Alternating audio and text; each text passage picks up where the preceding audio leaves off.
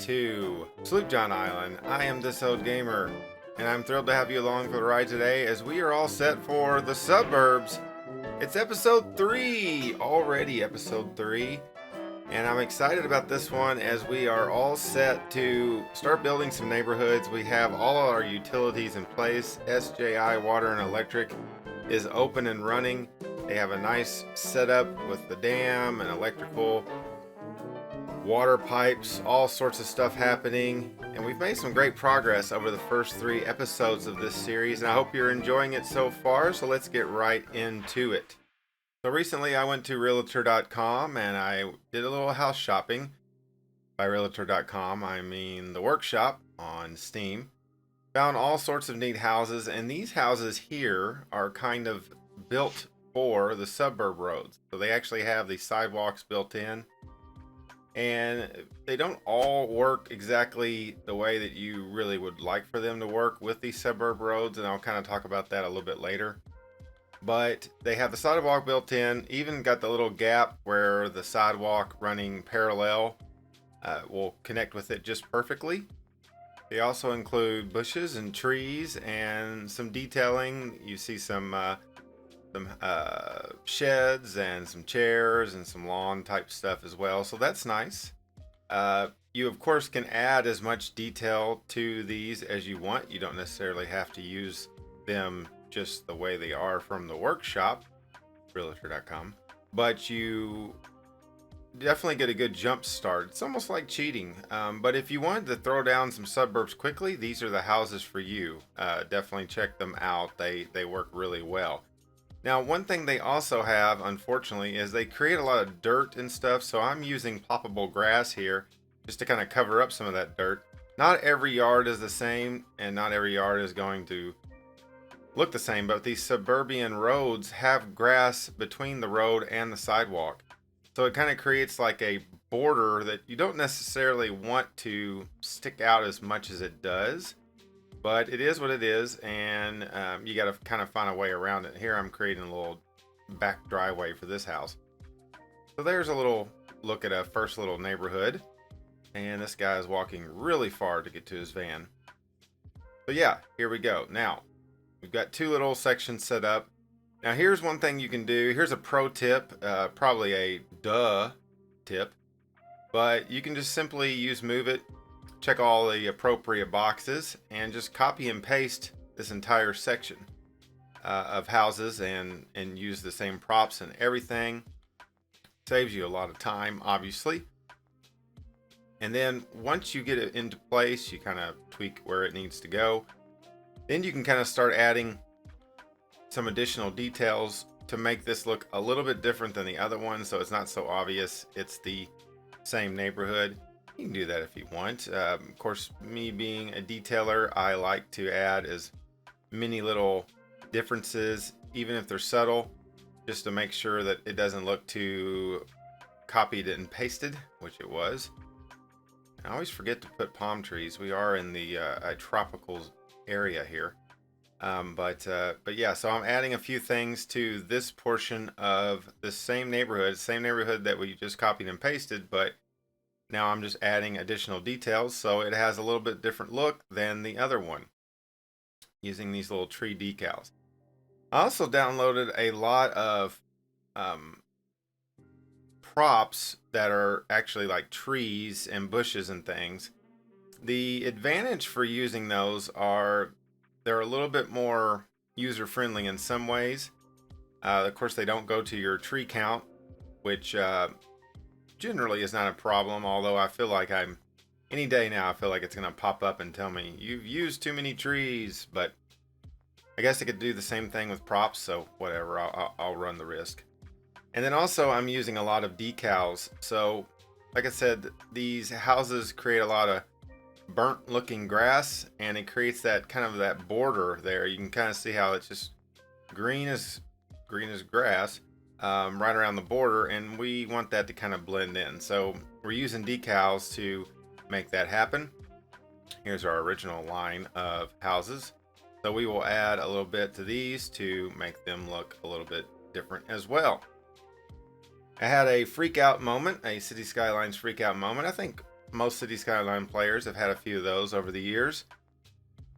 I worked on the first portion of this episode, that very first neighborhood that you saw, that we added the makeshift driveway to.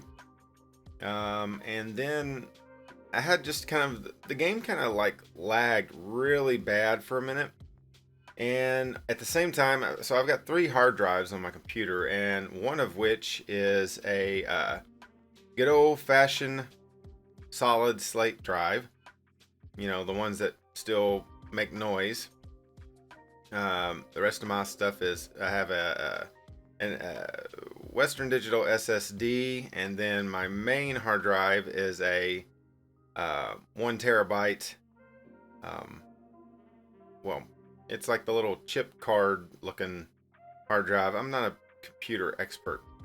I did build my computer. I'm not necessarily an expert at the terminology. Nevertheless, it's a very fast hard drive. I still use the solid slate drive for storage, and I've got a lot of pictures and stuff on there that I need to copy onto something a little bit more secure.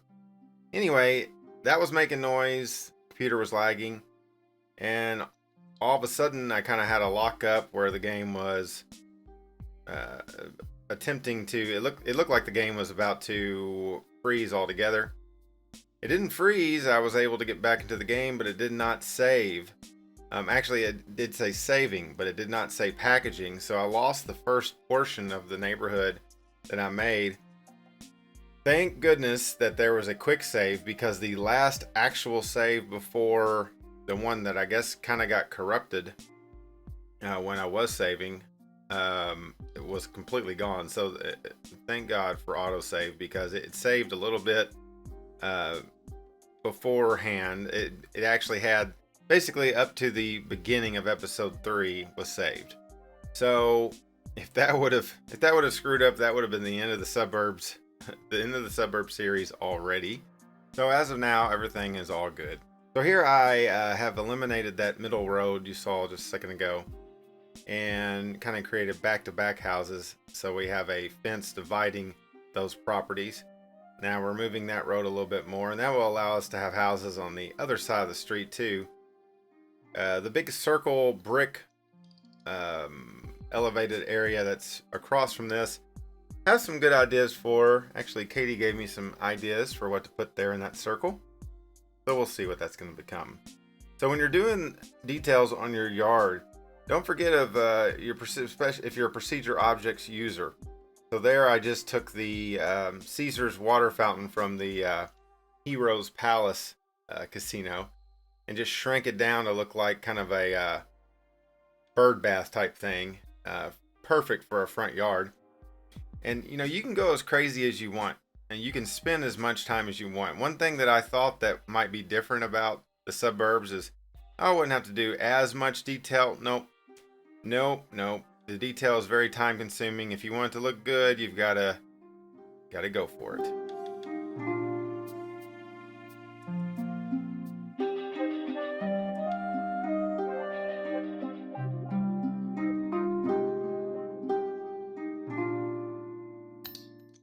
So out on the main strip, on the main boulevard here, I decided to do some townhouses a little bit off the road to allow to have like a large sidewalk out in front of them. Got some inspiration for this from a local neighborhood here in Louisville. But yeah, so these townhouses, you know, kind of built in the 1970s look, which a lot of these houses have kind of a 1950s, 1960s look, I would say. And so I thought these correlated with them really well. They're very basic, but we're kind of adding some details to make sure that they aren't just completely plain. Added an invisible path there, so now my Sims can walk down that path instead of the sidewalk that's right next to the road.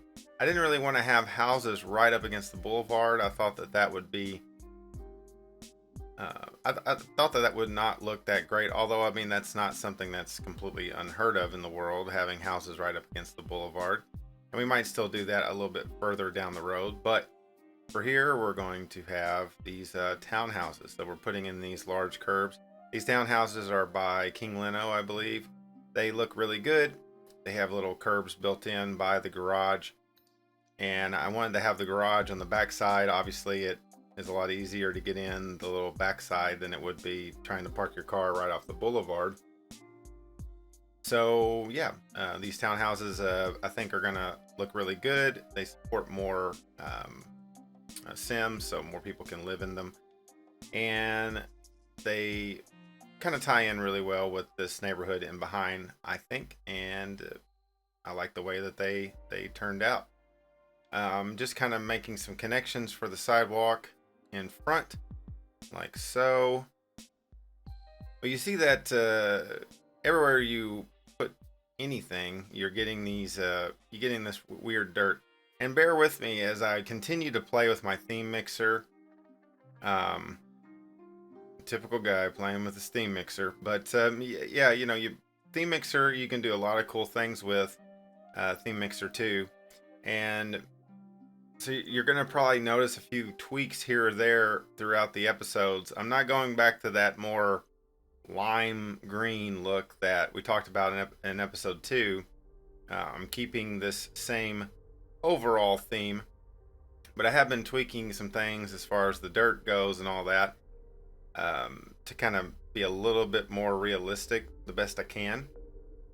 But I really enjoy, you know, anytime that you're messing with your themes, you know, I really enjoy kind of seeing all the different themes and stuff that you can throw together to make a really cool package. So I highly recommend Theme Mixer 2. If you don't use that mod, you can really do a lot of fun stuff. If you think that your map is missing a little something, maybe it has, maybe for example, your mountains look fantastic, but you just cannot get your shores, your beaches, to look right, especially in a tropical map. Theme Mixer 2 would be a savior for you, because you know that there's very few overall themes that just nail everything that you want, because everybody has a different vision. Some people see the beaches and they think white sand, and some want dirty sand, and some want the gravel terrain to look a certain way, and so on and so forth. So that's where Theme Mixer 2 can really make a difference on your map and can really make a difference in the game for you. So I highly recommend that mod. I think it can really go a long way, and it's really a lot of fun to play with. And of course, there's tons of different themes, and you can pick and choose what you want. So if you like the beach on one theme, but you like the mountains on the other, you can just use it. You don't have to necessarily tweak every little thing. You just pick the theme you want for each thing. It breaks it down, makes it really easy. And I cover Theme Mixer 2 a little bit in my 5 mods that you should use but you don't episode. That's a mouthful. Probably why it doesn't have any views. Yeah, definitely check out Theme Mixer 2 if you don't use it. And you can also use Daylight Classic, and there's different LUTs that go into play as well. But at the same time, you want to be careful when you start mixing both of those mods together. You can kind of have some undesirable results. So I would just stick with the Theme Mixer.